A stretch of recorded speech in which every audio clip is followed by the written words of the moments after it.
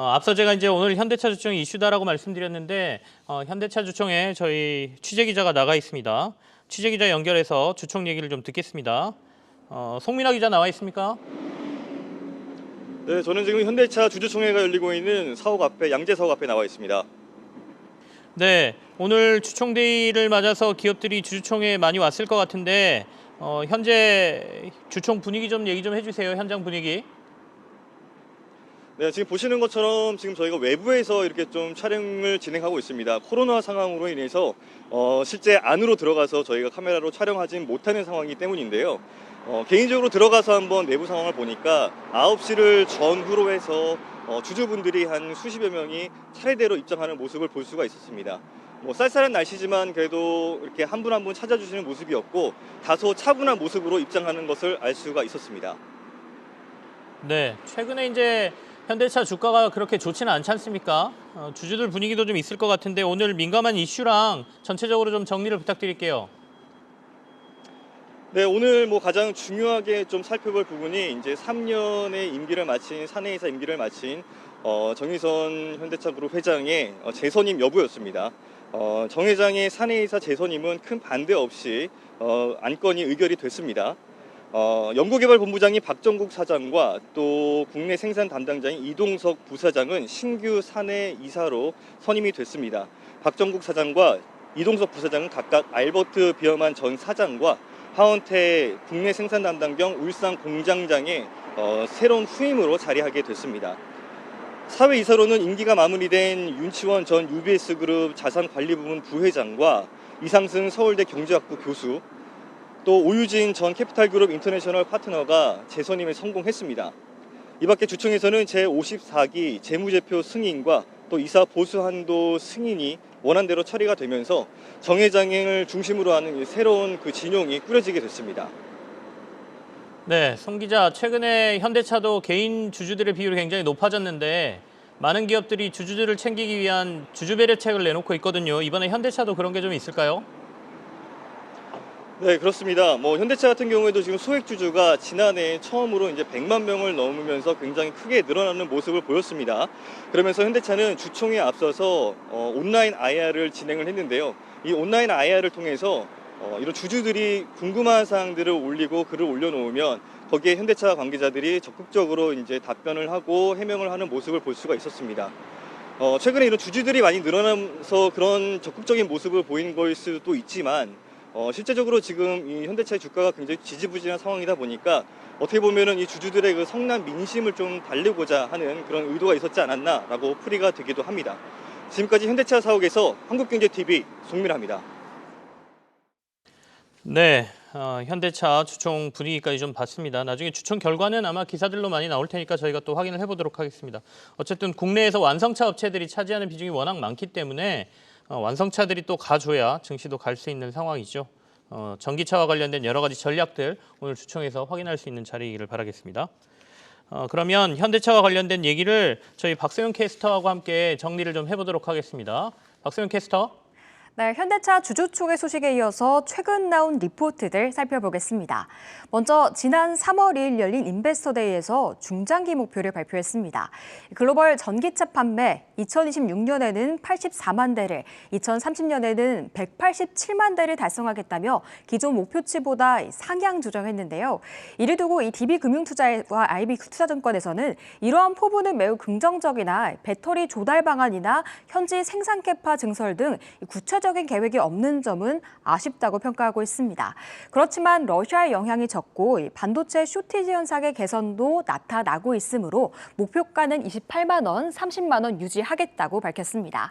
다음 하나금융투자는 지난달 유럽에서의 자동차 판매 대수를 눈여겨보고 있는데요.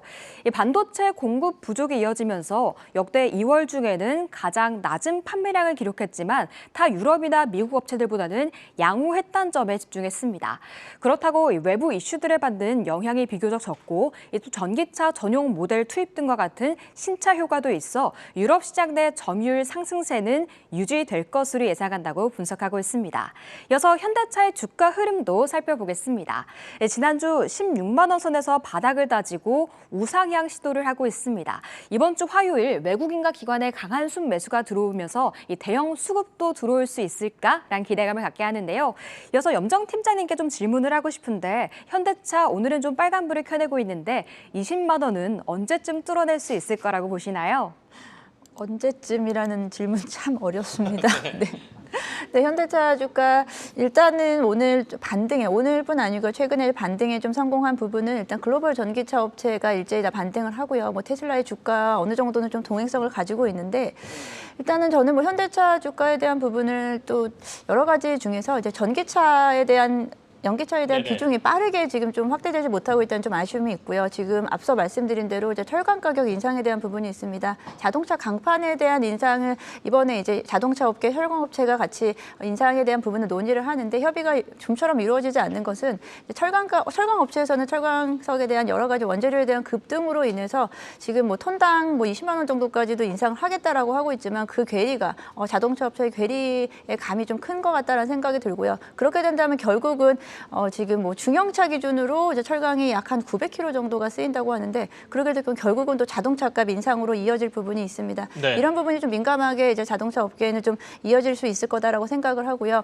그리고 뭐 전기차 업체에 만약에 좀 확대가 좀 이루어진 빠른 보급이 이루어진다라고 한다면 이제 현대차 같은 경우는 지금이 이제 주가가 전체적으로 좀 중장기 관점에서는 좀 저가라고 볼 수 있겠지만 이게 얼마나 빠르게 회복되느냐 말씀하신 대로 20만 원 선은 얼마나 빨리 회복되느냐에 대한 부분이 좀 지금은 좀 아직은 좀 불확실성이 좀 있다라고 좀 보고 있기 때문에 결국은 이제 기회비용 차원에서 현대차를 지금 매수에 두느냐 아니면 좀 더 기다리느냐에 대한 문제라고 좀 생각을 하고 있습니다. 알겠습니다. 기회비용이라고 말씀하시는 거는 현대차를 안 사고 다른 걸 샀을 때 더 많이 그렇죠. 오를 것도 있으니 우리가 선택의 문제다라는 말씀이고 이 정도면 현대차는 사볼만 하다라는 점에서는 동의를 하시는 거죠? 예, 사볼 만한데 얼마나 기다릴 수 있느냐에 대한 부분이 문제인 것 같습니다. 네, 자기의 전략에 따라서는 뭐 중장기로 보시는 분들은 또 매수하실 수도 있는 거고요. 이동근 팀장님, 네. 현대차 앞으로 어떻게 보고 계십니까? 일단 뭐 단기적으로 주가가 여러분들도 아시겠지만 많이 빠져 있는 상황에서 조금 이제 바닥에서 그나마 조금씩 이제 최근에 반등의 모습을 보여주고 있고요. 뭐 큰 틀에서 보면은 뭐 지금 바닥권인 거는 분명해요, 주가는. 그리고 이제 주가가 많이 빠진 이유는 여러분들도 아시겠지만 일단 지금 그 네. 반도체에 대한 차량 반도체에 대한 우려가 계속해서 실적에 대한 그 영향을 주고 있고 그리고 또 최근에는 이제 거시적인 부분까지 좀 겹치고 있다는 거죠. 뭐 러시아 관련돼서 뭐 이제 러시아 이슈가 불거지면서 러시아에 대한 어떤 수출 물량이라든가 이런 부분들에 대한 우려가 아무래도 주가에는 좀 부정적으로 작용하는 그런 흐름들이 계속해서 이어졌죠. 그러다가 이제 바닥을 좀 어느 정도 잡아가는 모습이라고 볼 수가 있겠고요. 네네. 뭐 지금 상황에서는 사실은 뭐 현대차에 대해서 저는 뭐 지금 정도면은 이제는 서서히 조금은 매수의 관점에 접근해도 되지 않겠는가. 이제 그런 거죠. 이게 더 나빠질 것은 없다. 네네. 그러니까 이제 어느 정도 이제 바닥권에 있고 그리고 이제 서서히 상황이 좋아지고 거시적인 상황이 좋아지고 그리고 이제 어떤 주가적인 측면에서도 이제 뭐 반도체라든가 이런 수급들이 좀씩 안정화된다면은 적어도 이제 올해 한 하반기 정도가 되면은 실적이라든가 이런 면에서는 조금씩 이제 턴어라운드 가능하지 않겠느냐. 이제 그런 의미에서는 지금 현대차 같은 경우는 오히려 지금 이렇게 바닥권에 있을 때가 매수의 어떤 시점이 될 수가 있다. 이런 말씀 드릴 수 있을 것 같습니다. 알겠습니다. 우리 염정 팀장께는 오늘 시장을 어떻게 보고 계시는지 좀 앞서 이제 저희가 테마주들만 우후죽순으로 올라간다 이런 얘기를 좀 했거든요. 네. 오늘 옷을 보니까 시장에 색깔이 없다 이런 느낌을 받게 되는데. 네. 네. 일단은 오늘 같은 경우 장 초반부터 강하게 이제 테마주 장세가 이어지면서 앞에서 말씀하셨듯이 이제 시가총액 상위 종목들의 움직임이 좀 둔화되는 부분이 있습니다.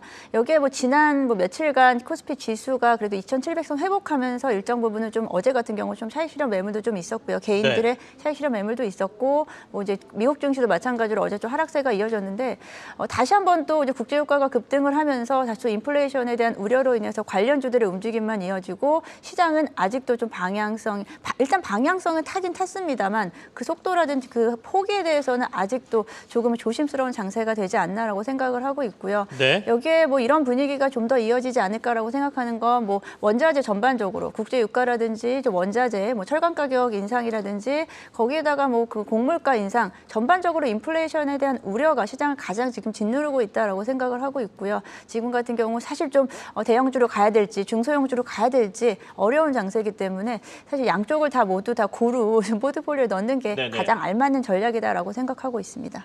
알겠습니다. 시장이 좀 좋을 때는 우리 염정 팀장께서 빨간색 옷을 입고 나오거든요. 그래서 네. 제가 의상 얘기를 잠깐 했었습니다.